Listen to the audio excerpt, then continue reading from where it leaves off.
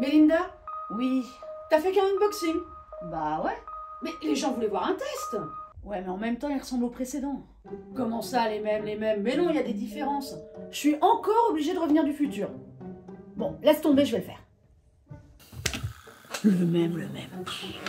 Non mais c'est pas le même. Il y a quand même 2-3 trucs qui différencient quand même l'iPhone 12 Pro de l'iPhone 13 Pro. À commencer par l'écran. Alors oui, on a toujours une dalle de 6,1 pouces ou de 6,7 pouces pour ceux qui aiment les grands écrans, mais cette année, la technologie n'est pas la même. C'est une dalle LTPO. Ça a un avantage, eh bien, on a pu ajouter un taux de rafraîchissement à 120 Hz, un taux de rafraîchissement adaptatif, entre 10 et 120 Hz. Par exemple, si vous êtes en train de lire un article sur Frandroid et que la page n'a pas besoin de bouger, eh bien, le taux de rafraîchissement va descendre à 10 Hz, mais si vous vous mettez à scroller, ça va monter à 120 Hz pour que ce soit fluide sur la navigation. Et puis si par exemple vous êtes en train de regarder une vidéo YouTube, eh bien là, le taux va descendre pour être adapté à votre activité. Si vous aviez l'habitude du 120 Hz sur d'autres smartphones, vous allez apprécier cet ajout sur l'iPhone. En revanche, si vous aviez déjà un iPhone qui était à 60 Hz, mais qui gérait déjà très bien la fluidité de la navigation, n'attendez pas non plus une grande révolution, ce sera vraiment avant tout du confort.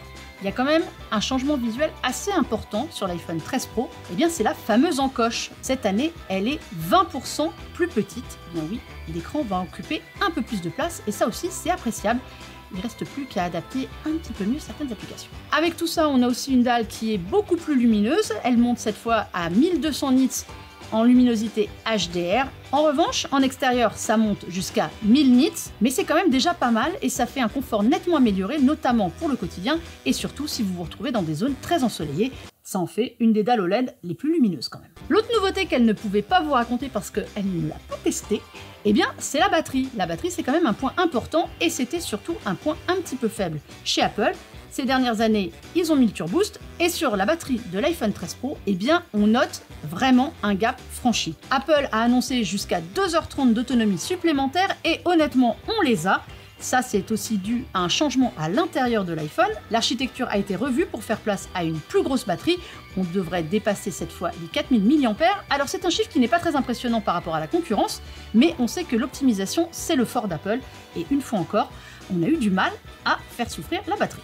Bon, moi je parle de mon expérience avec l'iPhone 13 Pro Max, qui vraiment se montre très endurant. Pour savoir ce que donne l'iPhone 13 Pro, eh bien rendez-vous dans quelques jours sur Frandroid pour voir le test de ce smartphone. La bonne nouvelle, c'est donc que le 120 Hz ne pèse pas sur la batterie et on sait que c'était une des raisons pour qu'Apple voit aussi plus gros. Du côté des mauvaises nouvelles, vous n'aurez toujours pas d'USB-C, c'est toujours un port Lightning et il n'y a pas de retour de l'adaptateur pour charger sur secteur dans la boîte.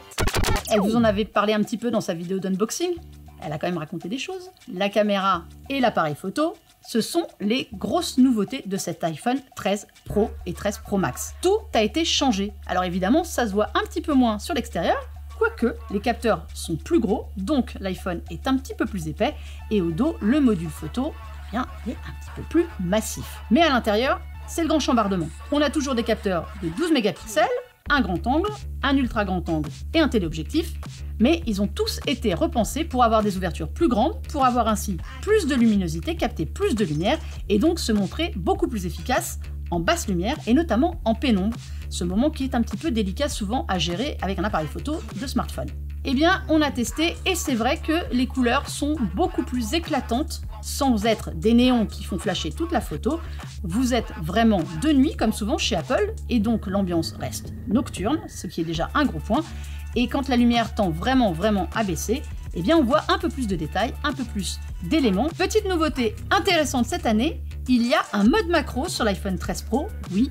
Enfin, c'est grâce à l'ultra grand angle qui s'enrichit cette année d'un autofocus. Vous allez ainsi pouvoir prendre des photos jusqu'à 2 cm de votre sujet. Eh bien, on a testé et c'est plutôt sympa comme résultat.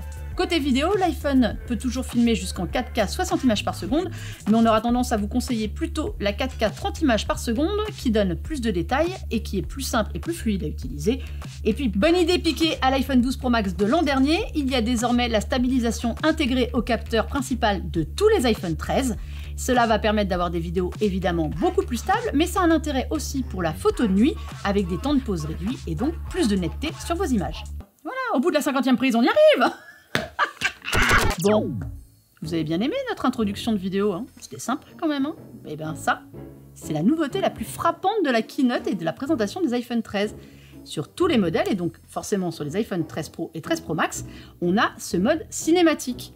Ça va donner un peu plus de peps à vos vidéos, avec ce flou qui peut basculer de l'arrière-plan au premier plan, et donc mettre les sujets en évidence. Ça va donner un peu de style. Eh bien, on aime beaucoup, beaucoup, beaucoup. Et surtout, si vous avez des vidéos pour vos réseaux sociaux, bah, vous allez vous prendre pour Spielberg.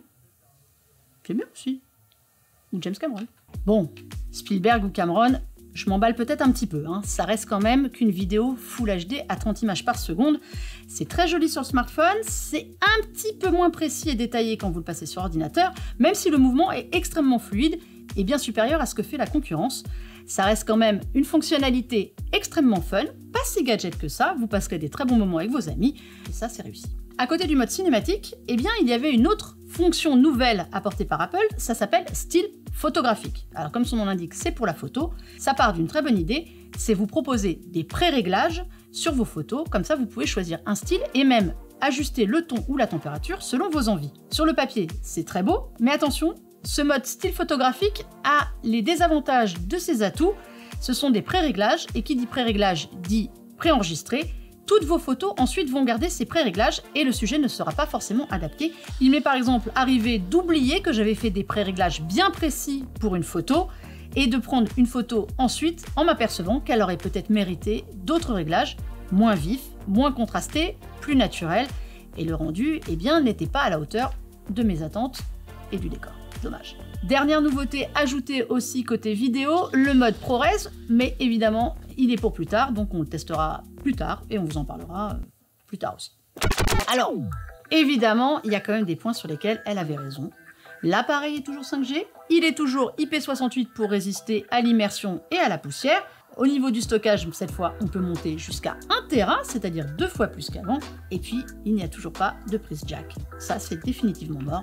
Il va falloir investir dans des écouteurs Bluetooth. Bon, chez Apple, on vous dira, prenez des AirPods. En résumé, on vous avait dit que peut-être il aurait mérité de s'appeler iPhone 12S Pro, mais finalement, Apple est allé là où on l'attendait, c'est-à-dire améliorer les points essentiels.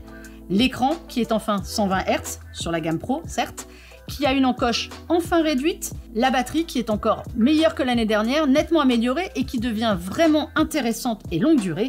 Et puis enfin, la photo, c'est le vrai changement qu'on attendait depuis très longtemps avec des nouveaux capteurs, un mode nuit amélioré, des photos de meilleure qualité.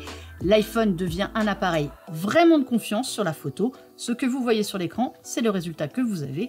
C'est encore perfectible, il y a de la marge, mais tout ça fait qu'il mérite vraiment son nom d'iPhone 13 Pro. Eh bien, je suis contente d'être encore revenue du futur pour cette petite vidéo. J'espère que vous avez apprécié. Comme d'habitude, si c'est oui, un petit pouce. Et puis, vous pouvez nous laisser vos commentaires sur l'iPhone 13 Pro. Et puis, comme je suis sympa, je vais quand même aller la libérer. On se retrouve très vite pour d'autres vidéos. Ciao, ciao!